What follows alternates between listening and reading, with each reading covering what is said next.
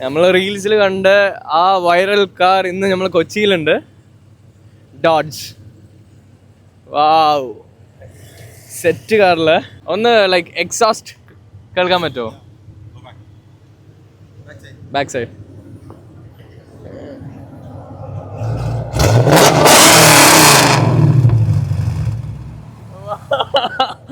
Oh my god, bro, വേറെ level ഉണ്ട് bro. Fully exhaust system, it will be BBK long tubes plus straight pipe.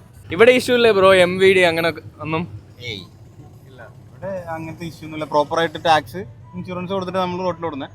Road ലീഗലായിട്ട് നമ്മൾ അവിടുന്ന് വണ്ടിയിൽ എന്തൊക്കെ ചെയ്തിട്ടുണ്ടോ അതിൻ്റെ എല്ലാതും നമ്മൾ മെൻഷൻ അടിച്ചിട്ടാണ് കൊണ്ടുവരുന്നത്.